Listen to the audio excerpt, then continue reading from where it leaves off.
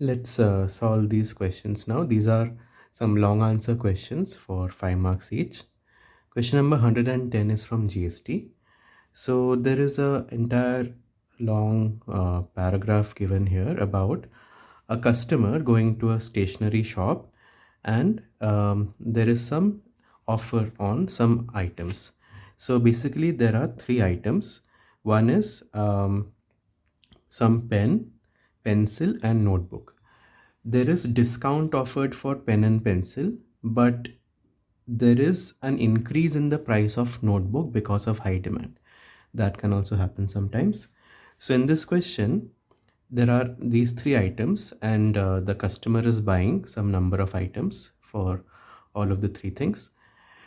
Now the question is about how much is the selling price, how much is the GST, all of that.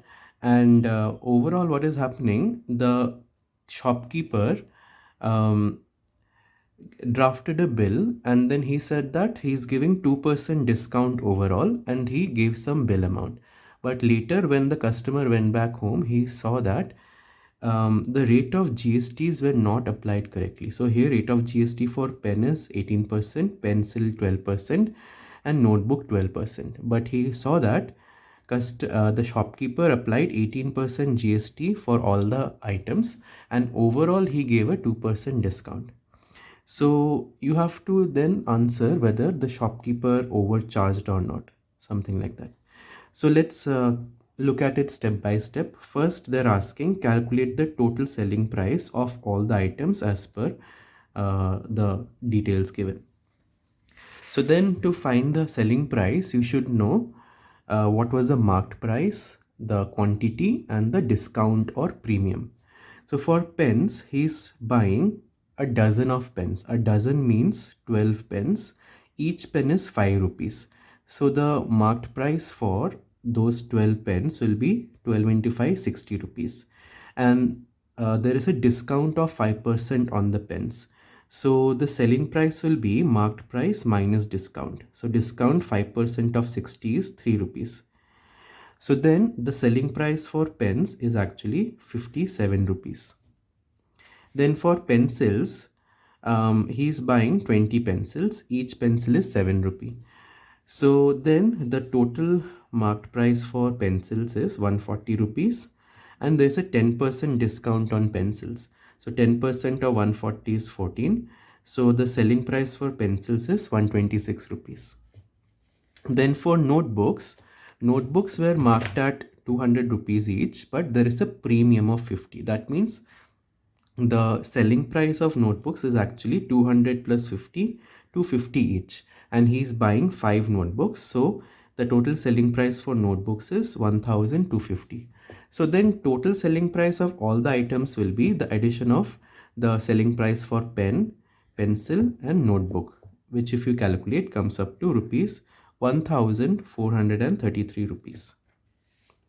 Next, they are talking about what would have been the correct total amount according to the given details, given rate of GST.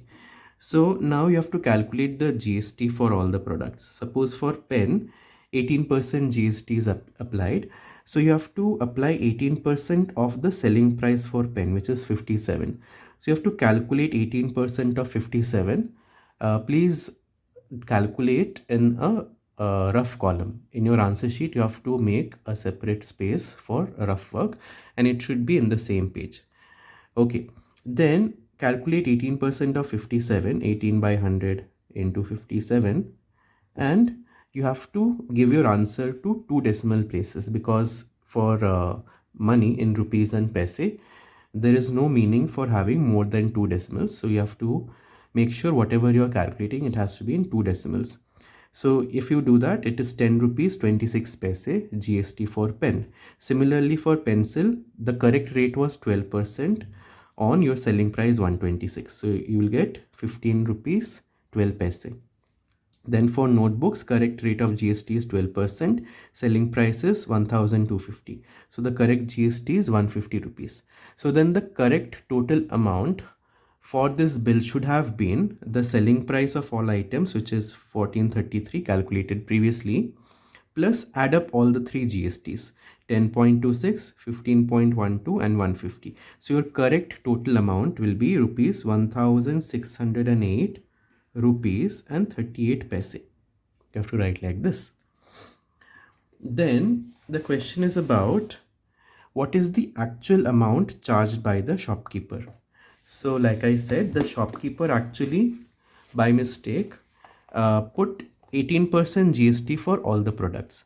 Now pen anyway had 18% GST, so this is fine. Pen will be still 10 rupee 26 paise GST, but for pencil he charged 18% GST, so that will come up to be 22.68. And for notebook again he charged 18% GST, which is 225 rupees.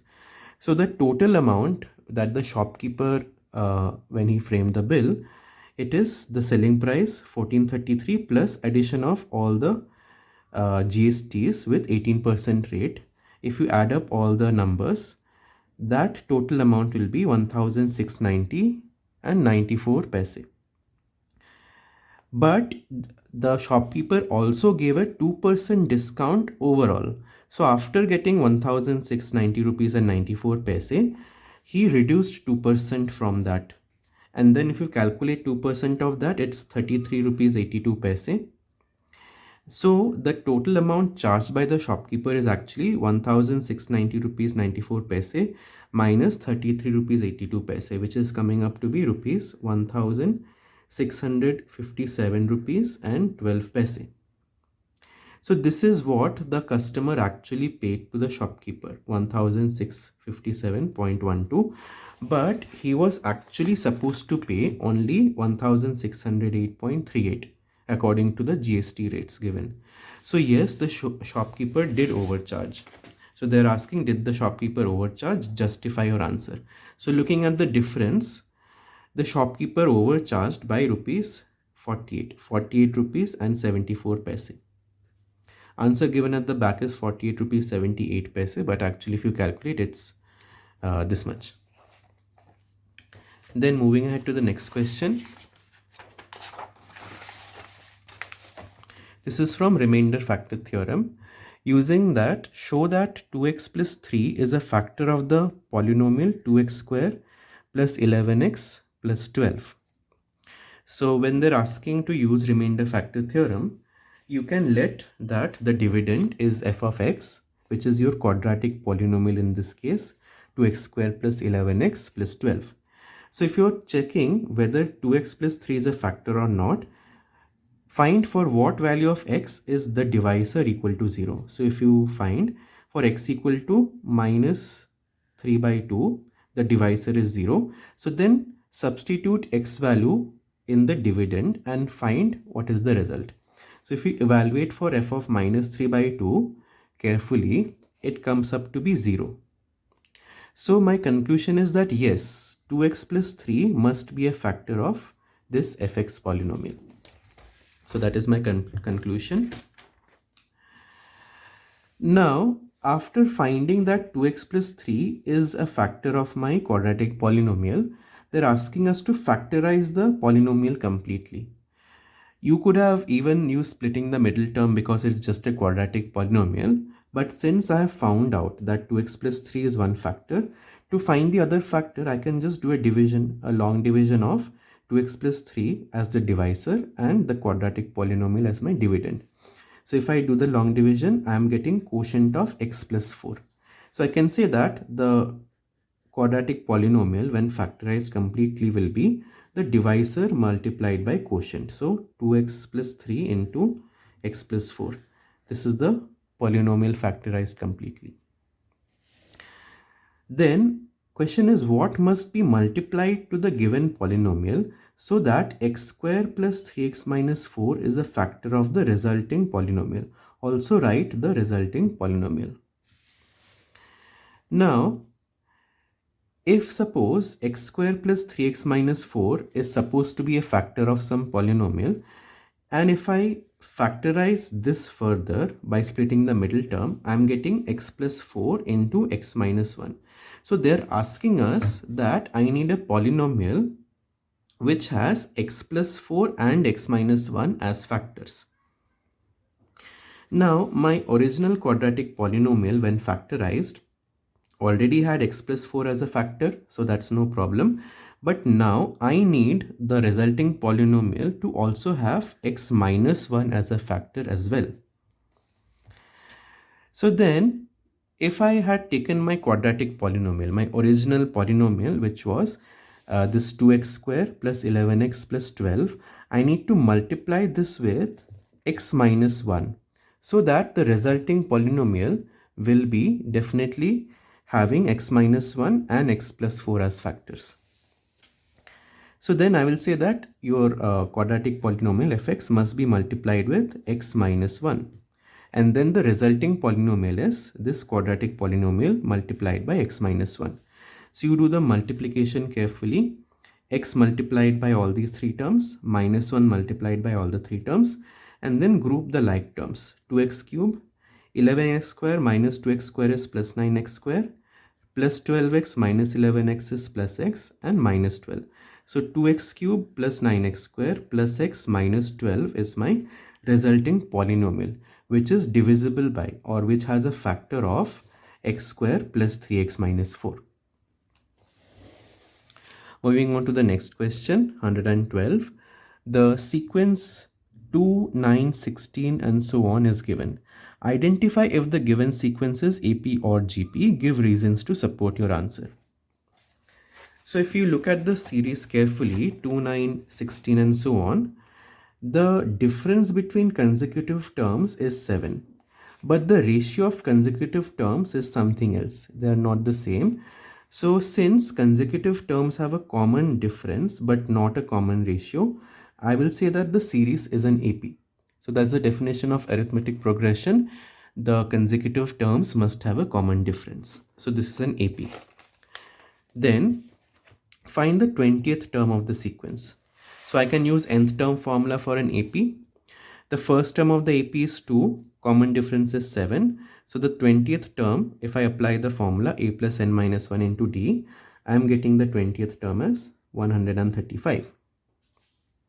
Then the next question is, find the difference between sum of its first 22 and 25 terms. So they're asking me, what is S25 minus S22? So for that, I can apply the sum of n terms of an AP, that formula. So if you remember, Sn formula is n by 2 into 2a plus n minus 1 into d. And if you simplify that further, you can say it is a plus n minus 1 into d within the bracket, curly bracket. So a plus n minus 1 into d is same as nth term. Sometimes it is more convenient to use, it's the same thing actually. So they're asking difference between S25 and S22. If you want, you can separately find what is A25 and A22, 25th term and 22nd term, and then plug into that formula, evaluate it, and you will get the answer as 489. Another way, if you wanted to solve the same question, is that sum of 25 terms minus sum of 22 terms is actually same as the 25th term plus 24th term plus 23rd term. Because if I am subtracting sum of 22 terms from sum of 25 terms, the 22nd term onwards is being removed, and what is left out is 25th, 24th and 23rd term. Then if you find out these three numbers and add up, you will still get the same answer as 489. Then the next part is the term 102 belonging to this sequence? So then I will look at it like this. Let's say that yes, the term 102 is nth term, and then let me find out what will be the value of n. So I am looking at the nth term formula, and if I am substituting first term and common difference values, I am getting n value as some fraction. But I know that n value has to be a natural number because n is the number of terms. Number of terms can only be 1, 2, 3, 4 and so on. It cannot be a fraction. So I will say that 102 is definitely not a term of the AP. Then finally, if k is added to each of the above terms, what will be the new sequence? Like, will the new sequence be in AP or GP? So this is about properties of AP and GP. So if you want to apply that directly, that's also fine. If you add the same number to all the numbers of an AP, the resulting series is also an AP. And suppose here, if I actually look at it, I had numbers 2, 9, 16. So if I add k to all the three numbers and then look at the difference between consecutive numbers, I'm getting the same common difference. So even the resulting series after adding k to all the numbers is still an AP. It won't be a GP because there's no question of even a common ratio arising. So it will be an AP. Moving on to the next question. This is from equation of a line and little bit of application of section midpoint formula as well. So we have given equations of two straight lines L1 and L2. L1 is x minus y equal to 1. L2 is x plus y equal to 5. L1 and L2 intersect at point Q 3, minus 2. You have to find equation of line L3 which is parallel to L1 and has y-intercept 3. So then to find equation of this line L3, I have to look at what is the slope of line L3. Now L3 is parallel to L1 and I know that parallel lines have equal slopes.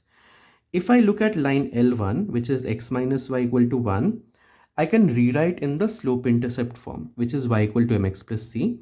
So I get y equal to x minus 1. Coefficient of x is 1. So the slope of this line is 1. And slope of L3 will also be 1, m equal to 1. And y-intercept c is given as 3. So now if I use the slope intercept form y equal to mx plus c, m value is 1, c value is 3. I get equation of L3 as y equal to x plus 3. Now I just need to rewrite in the standard form, move y over here. So I'll get x minus y plus 3 equal to 0. You can leave the answer in this form, equation of line L3. Then they're asking, find the value of k if line L3 meets line L2 at point P with coordinates k, 4. So point P, k, 4 is a line on both L3 and L2. It's the intersection point. So I can substitute x equal to k and y equal to 4 in equation of either L3 or L2, and then I can find the value of k. So let me take the equation of L3. Equation of L3 I just found out. It was x minus 4, x minus y plus 3 equal to 0. So if I substitute x equal to k and y equal to 4, I get k minus 4 plus 3 equal to 0, which gives me value of k equals to 1. Then the question is asking, write the coordinate of r and the ratio pq is to qr if line L2 meets x-axis at point r. So I have drawn a rough figure here. P, if I substitute k equal to 1, will be 1, 4. Q was given 3, 2. And R is the intersection of the line with x-axis. So R is a point on x-axis. Any point on x-axis will have y coordinate 0. So I can assume coordinates of R as x, 0. And let's say PQ is to QR, ratio is m is to n. Now I can apply section formula. Since the y coordinates of all the points are known, let me apply section formula to y coordinate of q. Y coordinate of q is 2. So I can say 2 will be equal to m into 0 plus n into 4 divided by m plus n. So I can write that entire step. Then carefully let me write the equation. I get 2m equal to 2n, which gives me m equal to n. So m by n ratio is actually 1. So the ratio PQ is to QR is actually just 1 is to 1. Or I can say Q is the midpoint of PR. Now the question was also to find the coordinates of point R. So now let me look at the x coordinates. So this is my missing x coordinate for point R. Q is the midpoint now. So according to midpoint formula, if I apply in this x coordinate, the average of x coordinate 1 and x. So 1 plus x by 2 will be the x coordinate of q, which is 3. So I will get 1 plus x by 2 is 3. From that I get x equal to 5. So coordinates of point R is actually 5, 0. Then let's look at the last question. This is from similarity. So in this question, we have AD parallel to GE parallel to BC. And then some measurements of DE, EC and AD are given. First, we need to find AF is to FC. AF is to FC. So if I look at this triangle ADC, I have AD parallel to FE. So then if I apply basic proportionality theorem, I can say that AF is to FC is same as DE is to EC. Now DE and EC values are given, so I can easily find out the ratio AF by FC. So if I find out AF by FC will be DE by AC, 18 by 3, which reduces to 6 by 1. So the ratio is 6 is to 1. I have to write in the ratio format because the question has asked me in the ratio. AF is to FC. I have to write 6 is to 1. Then the next is to find the length of EF. So EF is not known, but AD length is given as 35. So then I have to look at the pair of triangles CEF and CDA.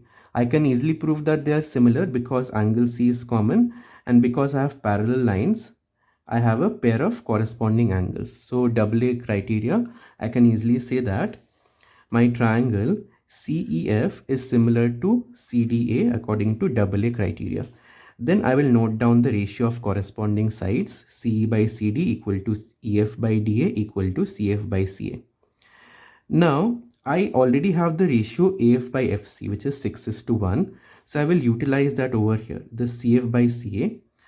Let me take AF as 6 units or 6x, FC as x units. So then the total length of AC, if you look at the figure, full length of AC is AF plus FC. So I will get 6x plus x, which is 7x. So therefore the ratio CF by CA is actually x by 7x, which is 1 by 7. So this ratio EF by AD or EF by DA, this is equal to CF by CA, which is 1 by 7. EF by DA will be 1 by 7. Therefore, if I calculate further, EF will be 5 centimeter. Done. Next part is find the area of trapezium ADEF to area of EFC.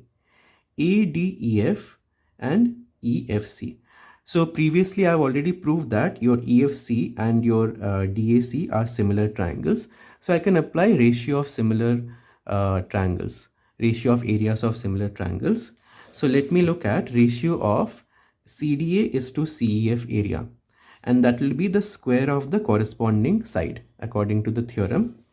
So CA by CF is actually 7 by 1. So the ratio of areas will be 7 by 1 square, which is 49 by 1. So therefore ratio of CD and CEF 49 by 1, I can take area of CDA as 49 square units, CEF as 1 square unit, which I am writing over here. Let's say CDA triangle has area 49y, so CEF will have only y as area. Now if I look at trapezium ADEF, area of this trapezium is actually the difference between area of the larger triangle CDA and the smaller triangle CEF. So I will calculate the area of trapezium according to those two triangle areas. So the difference is 48 units or 48y. So therefore ratio of area of trapezium ADEF by EFC will be 48y by y, which is 48 by 1 or 48 is to 1. Then the last part is to find ratio of BC is to GF. BC and GF are over here. So they are part of triangle AGF and ABC. I can again easily prove that they are similar, and then I can look at the ratio of sides. So when I have AGF triangle similar to ABC triangle according to AA criteria, these are the ratio of sides. Now I'm interested in something with these two sides, GF and BC. AF and AC, already I know the ratio from previous parts. So GF by BC is actually AF was 6x and AC was 7x, if you have seen the previous parts. So GF by BC is 6 by 7, but they're asking BC by GF. You just take a reciprocal. I get 7 by 6, or the ratio is 7 is to 6.